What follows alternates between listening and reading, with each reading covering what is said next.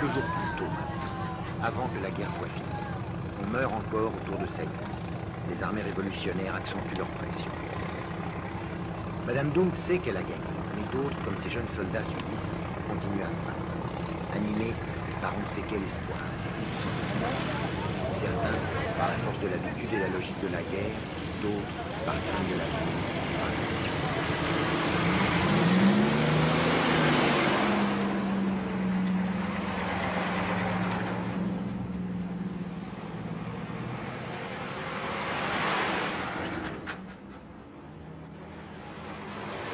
Nhưng không sợ nó. Je suis Vì un là soldat. lính phải chấp nhận hết đó.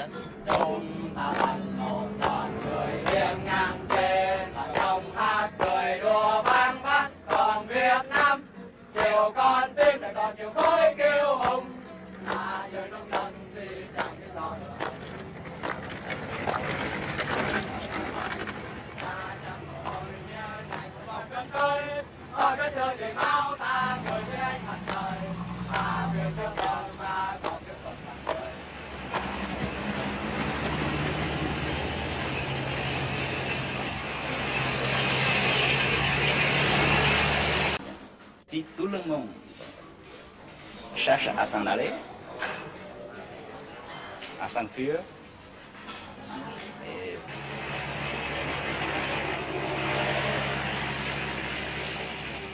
Une route de Vangsuanloc à 50 km à peine. On y croit encore, confusément. Les soldats de la 18e division sud-vietnamienne montent en ligne. Ils préparent une contre-attaque.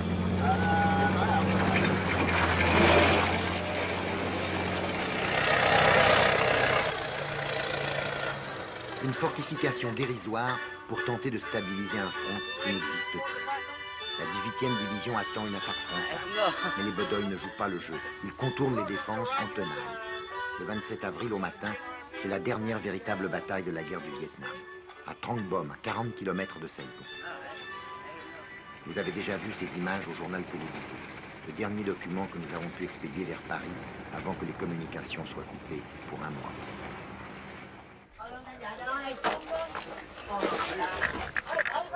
Après Hanoï, un petit village catholique à 12 km de Bien Hoa, un poste militaire et une chicane barre la route qui mène à Xuang Loc, tombé il y a quelques jours. Christian Hoche du Figaro arrête sa voiture derrière la nôtre. À droite de l'écran, le photographe de l'agence Gamma, Michel Laurent.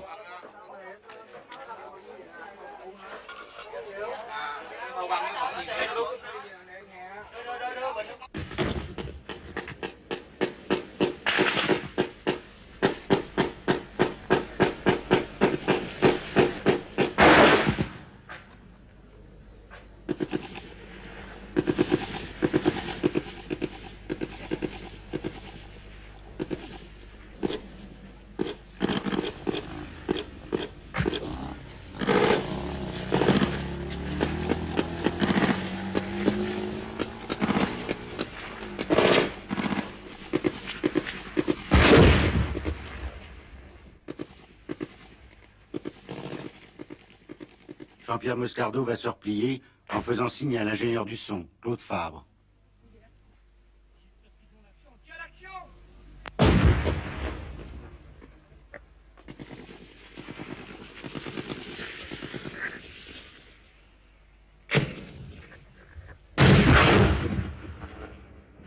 Le pare-brise de notre voiture a été pulvérisé par une rafale.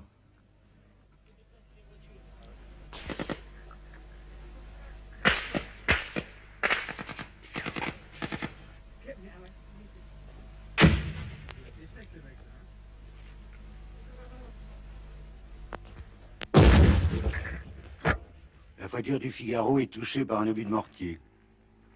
Derrière Fabre qui court, Laurent s'arrête, se retourne. Christian Hoche n'a pas suivi. Les miliciens du village tirent sur les Nord-Vietnamiens qui arrivent. L'un d'eux court à la voiture de nos confrères.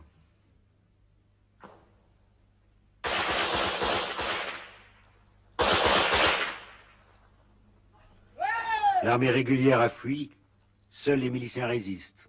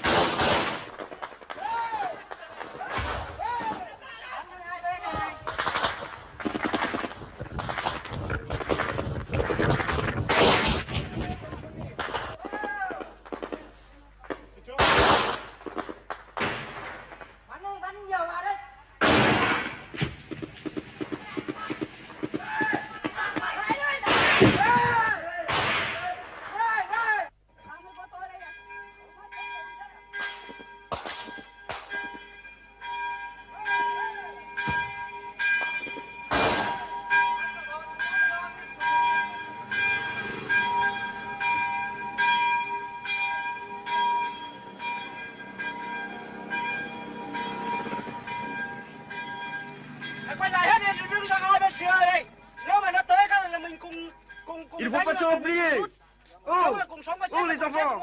Il faut pas attendre Oh, il faut attendre l'armée! C'est pour mourir, on va mourir ensemble! Bây giờ đi xuống đây, bây giờ hết làm sao, chết làm sao? Nói mẹ đi. Dưới nó có một toán rồi, dưới nó có rồi. Cứ phải ở tại ngay đây đi. Để chặn lại ngay đây đi, xong cái là bây giờ mình khi nào mà nó hư trên đây mình rút xuống kia, phải không? Đi cả. Chứ bây giờ mình cứ đi lẻ tẻ chết bây giờ ạ.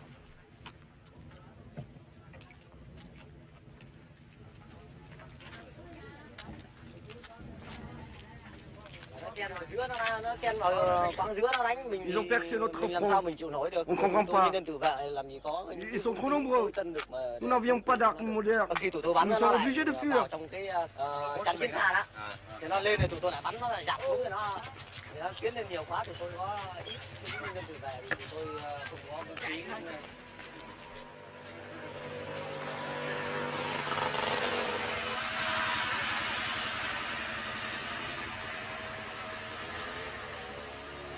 Họ đợi chiến đấu. Pourquoi se battre? L'armée elle-même ne se bat plus. Chúng tôi nhân dân tự vệ mà.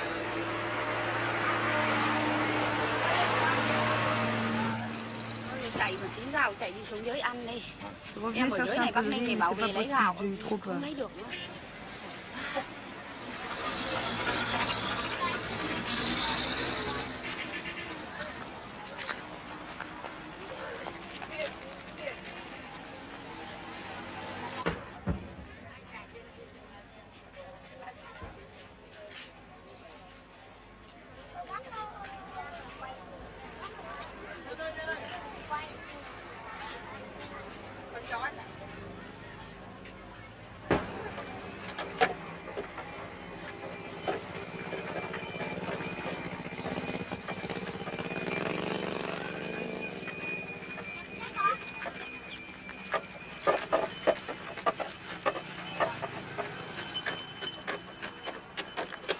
Une autre armée, l'armée infinie des réfugiés.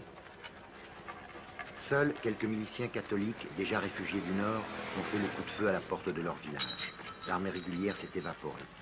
Entre l'armée révolutionnaire et Saïgon, il n'y a plus que quelques desperados, rangers ou LF parachutistes. Les réfugiés ont quitté leur camp pour prendre la route de nulle part, au milieu des dernières escarmouches.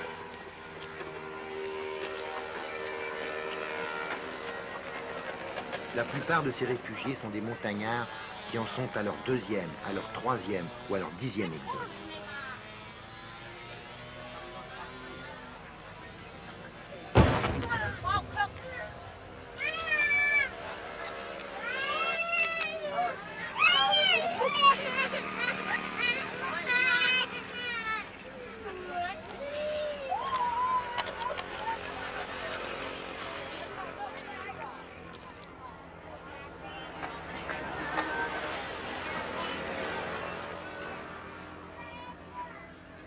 Ici, l'autoroute est dite coréenne, à 15 km de Saïgon. Les fuyards n'ont pas le droit d'entrer en ville. Des camions militaires en panique frôlent les colonnes, arrachent ici et là une jambe ou une tête.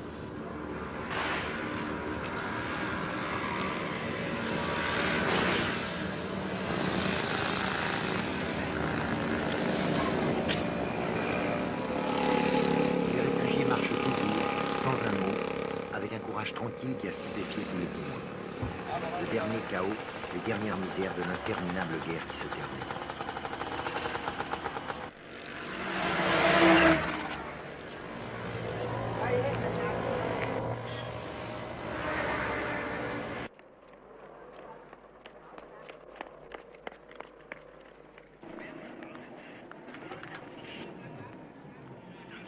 Lundi 28, à 2 jours de la fin, le pont de Xalo à l'entrée de Saïgon. Même pas une bataille. Quelques rangers défendent le pont contre l'armée qui déferle. Des hélicoptères appuient leur baroud d'honneur.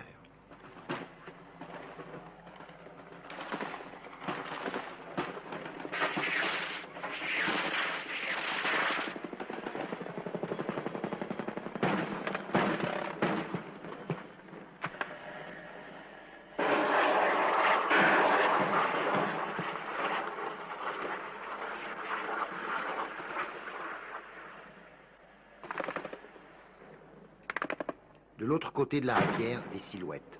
Ce sont les fantassins communistes qui avancent.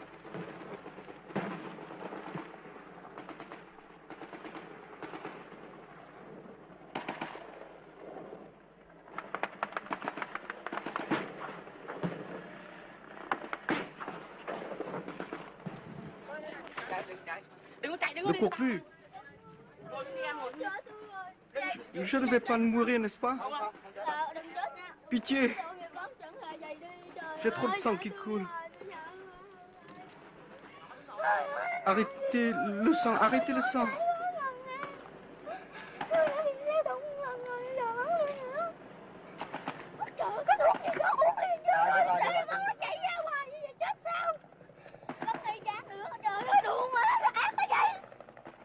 Pendant ce temps-là, à Saïgon, marchandage politique. Le président tué est parti, son départ a précipité l'inévitable effondrement militaire. Le vieux Huong, son successeur, se décide enfin à passer le pouvoir ou ce qu'il en reste.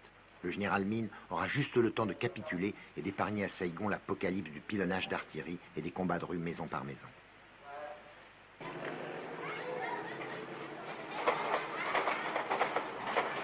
Il est trop tard, bien trop tard pour un compromis politique. Le pouvoir révolutionnaire, pour bien montrer qu'il refuse Min, envoie 2 avions A-37 mitrailler le palais et la ville. Toutes les armes de Saïgon se mettent à tirer n'importe comment, n'importe où.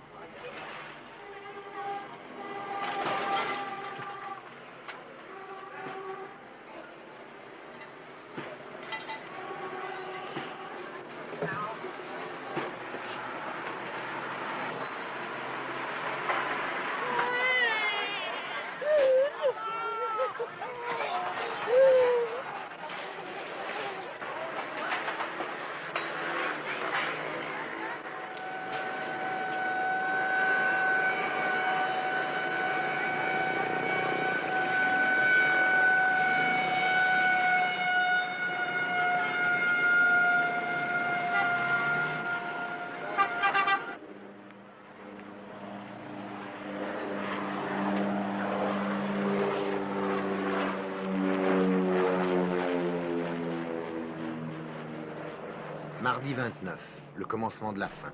Les gens, pour quelques heures, désertent la rue et se cachent chez eux. Interdiction de quitter Saïgon, les routes sont coupées. Cũng như tránh mọi sự ngộ nhận đáng tiếc có thể xảy ra nếu Phật tử bất hảo trộm cướp hoặc gây rối ngoài công lộ. Các lực lượng an ninh đã được chỉ thị bắn hạ ngay tức khắc.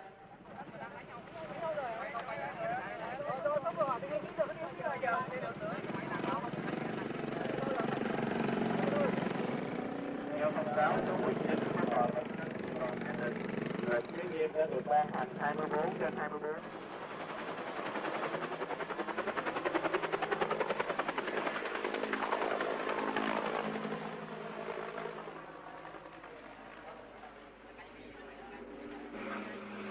Les Américains, c'est plutôt ceux qui pensent de nous, les Vietnamiens d'abord. Ils nous considèrent comme des cochons, quoi, ni plus ni moins. Ça, c'est sûr. Échapper, enfin, espérons toujours, on a toujours une chance. Il faut toujours espérer, il faut vivre avec l'avenir. Ma famille est coincée ici.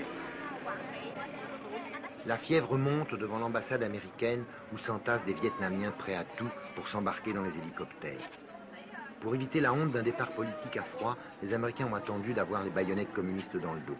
Du coup, la panique est devenue contagieuse, pour beaucoup irraisonnée.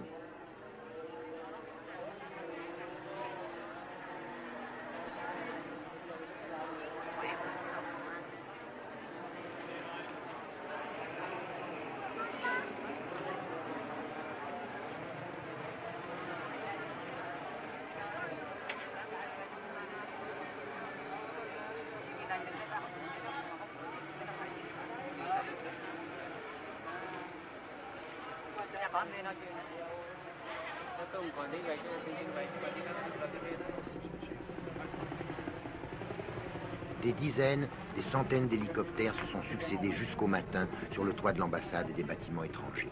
Les élus attendaient leur tour de partir, leur mince fortune dans un petit sac, vers les bateaux de la 7e flotte, puis vers Guam et les États-Unis. Pour quel destin?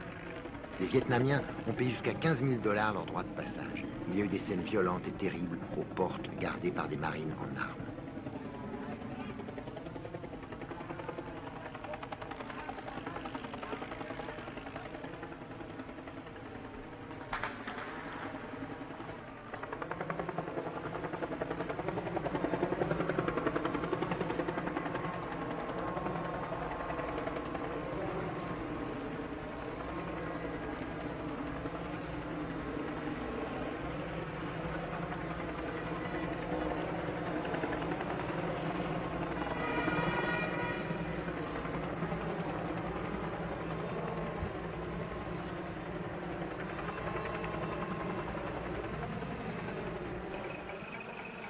Dans les autobus qui partaient vers Tan Son Nhut, vers les derniers avions, les places étaient chères aussi, seulement pour les Vietnamiens.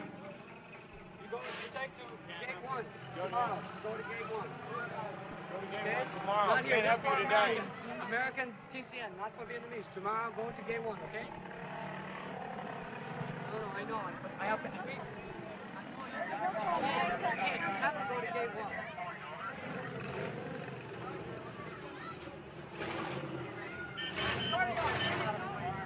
Get in the tape.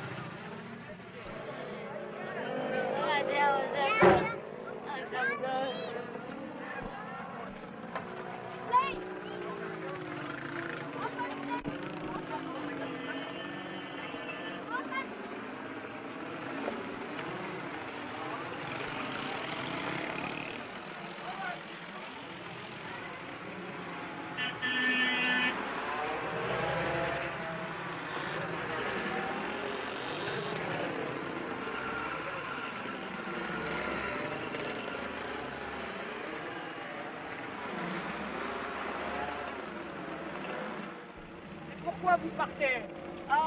Nous suivons le peuple qui part. Mais vous partez de Saigon? Peut-être. Vous avez peur?